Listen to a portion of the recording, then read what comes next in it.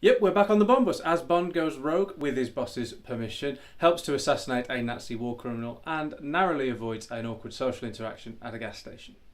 Hello, welcome back to Marathon Man, where I'm going through the history of James Bond, looking at the novels and films in release order, as well as doing little pit stops along the way to take a look at various other media that may have come out in between. And you join me at the second short story in the For Your Eyes Only collection, For Your Eyes Only.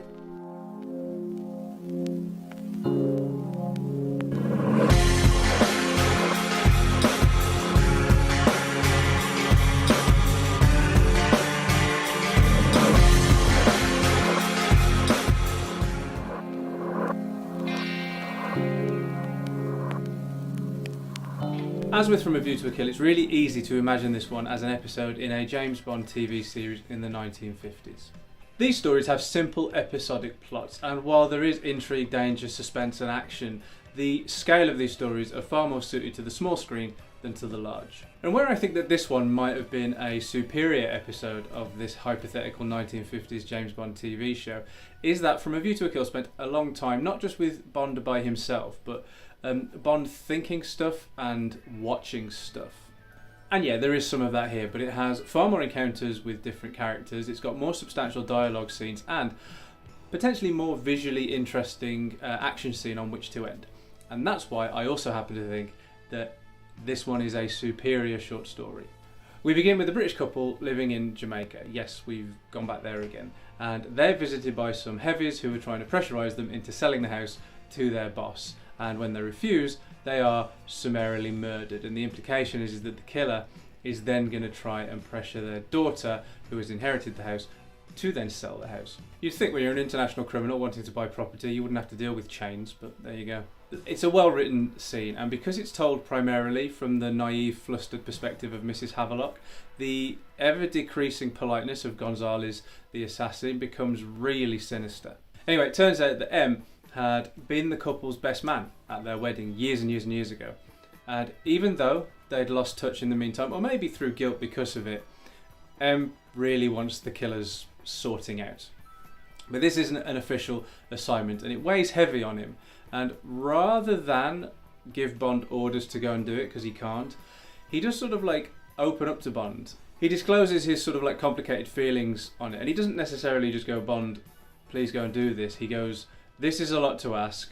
I kind of want them dead, but if you wanna. He's basically asking Bond to remove the burden of responsibility from him, and Bond picks up on this instantly.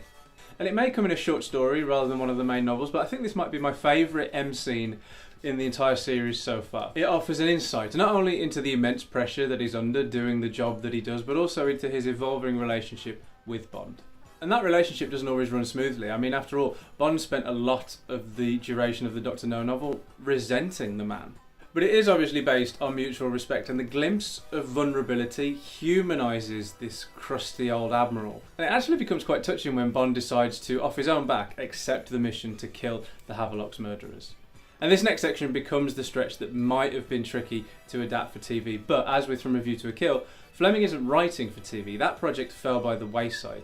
Here, he's writing the stories as prose, and if they were to have been adapted for TV, then I'm sure they would have been tweaked accordingly. And I only say it's tricky because a lot of it is Bond travelling by himself. And in films and TV, this sort of thing can be achieved with a couple of shots, and bam, we arrive at our destination. But because Fleming is writing for the page, he can luxuriate a little bit, even within the limited word count of a short story. So we end up knowing things like what Bond has in his flask, for example, 3/4 bourbon, 1/4 coffee, and that he's carrying biltong and has packed some sandwiches.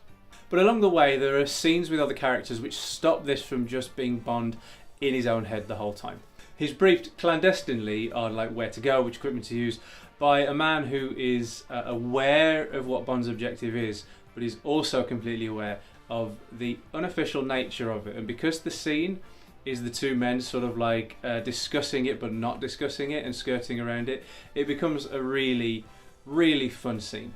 And because it's nicely knowing, the fact that it's sort of basically just so much exposition, the light touch that it has makes it pass by more breezily than it would have just been if it were an info dump.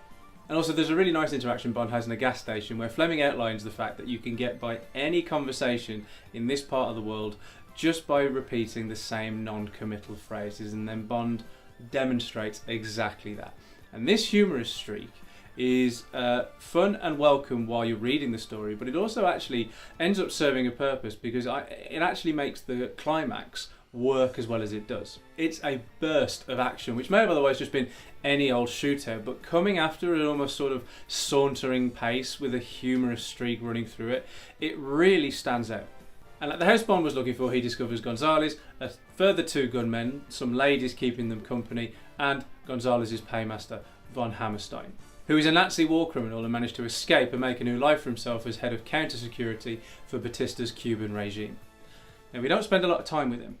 In fact, it could be argued we don't spend any time with him. Bond's observations of him come at considerable distance through a gun sight. But we've heard enough about him, and Fleming imbues him with the same contempt he usually has for his villains, and that kind of makes von Hammerstein pop out of the page. Like, for example, a neat little detail that Fleming gives von Hammerstein is that for no other reason than sadism, he machine guns woodpeckers. Now, the character and his backstory would have made, I think, for a decent villain for the films. Now, the plot of this short story was mined pretty comprehensively for half of the film for your eyes only. But from what little details Fleming gives us about von Hammerstein, I do feel like it could have been used to craft a pretty strong villain for the Bond films. Now, not necessarily for the more recent films. I do think they would have had to have done it in the 60s or the 70s, purely because of the proximity to World War II for the Nazi war criminal backstory to work. You can't really have a Nazi war criminal at the moment. Give it a few years. Now, whilst taking the place out, Bond discovers he's not alone, and he comes across the Havelock's daughter, Judy, who is seeking out her parents' murderer. Now, already having been strong-armed by his goons, including the really nasty detail that they've killed her dog, she is resolved to kill von Hammerstein and won't let Bond tell her otherwise. And it does make for some extra jeopardy as things build to a climax. Bond even considers incapacitating her to get the job done and get them both to safety afterwards. Now, of course, there is the expected streak of Bond's misogyny when it comes to Judy, but there is also another element that Fleming kind of seeds pretty skillfully. Like, for example, yes, Bond is a misogynist, we know this. Those attitudes come through when he is discussing and thinking and talking about Judy. But the other element is that Bond is a professional and Judy isn't. Now, that might manifest itself, of course, with Bond informing her that this is man's work, but he's got a point when it comes to his professionalism and experience being far greater in these matters. But that being the case, very pleasingly, Fleming doesn't let that be the end of it. It wasn't Bond's parents they killed, it was Judy's. And she will not take no for an answer. She's going to be the one to kill von Hammerstein, and if Bond doesn't like it, then tough. And she gets her way, she wins out. Not least because she's been staking the place out for far longer than Bond, so while Bond's experience and professionalism might be far greater, her actual specific knowledge of their routine and this place trumps his. So, Bond steps back to let her do it and just sort of like takes it upon himself to then deal with the fallout afterwards. Judy emerges as a stronger character than Mary Ann Russell from the previous short story, purely because, well, she has a greater personal stake in the plot. And her warming up to Bond afterwards does make some sort of sense. Basically, there is more going on with Judy Havelock than there was with Mary Ann Russell. Her melting into the arms of Bond doesn't necessarily come out of nowhere. When the job's done, it was all a bit more hectic than she was expecting, and it was through Bond's assistance that they both managed to escape alive. Then obviously it becomes quite natural that her standoffishness sort of dissipates. And the steel she has when they first meet is actually captured pretty well by Carol Bouquet in the film. Obviously there she's playing Melina Havelock and not Judy, but the essence of the character she gets so well that I feel like Judy Havelock was faithfully adapted for the screen. Coming from a failed TV project, crafting a series of short stories rather than a full novel does serve to shake up the Bond series a little bit. And it does prove that there is scope for smaller scale Bond adventures without compromising on the character. For Your Eyes Only is, in my opinion, more successful at this than From a View to a Kill, and where this one works infinitely better for me is that this one feels like a complete story.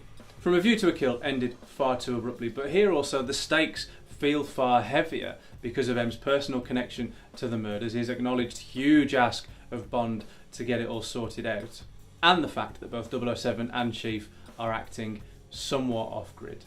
A really strong shot of short Bond action. The scene with Emmett feels like boundaries are being blurred without either man acting out of character. It's really well done. I would personally have liked a little bit more time spent on von Hammerstein, but that's just a minor quibble. There's enough there to mark him out as a true bastard. And to be honest, I do still think that they could use, even just the name would work as a Bond villain going forward. When there are still elements of Fleming's canon yet to be mined, it does feel a little bit like the films are missing a trick when a good one comes along that they haven't yet used. And I think von Hammerstein is one of them. Like I say, the backstory of him being a Nazi war criminal probably, definitely wouldn't work in the next Bond film, for example, in Bond 26. But if it came out eventually when they start announcing news about Bond 26 that the villain was called von Hammerstein, I would go, it would be a lovely little frisson where it'd be like, it's the villain from the For Your Eyes Only short story. It might not even be the same character, but just the name would be enough.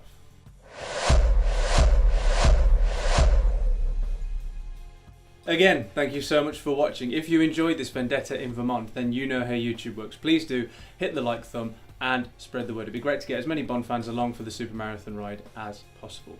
And what do you think of this one? Is it the highlight of the For Your Eyes Only short story collection, or is it really only the title that stands out? Would you like to see von Hammerstein as a villain in a future Bond film, suitably fleshed out, of course? And should Judy have stayed Judy, or do you much prefer Melina?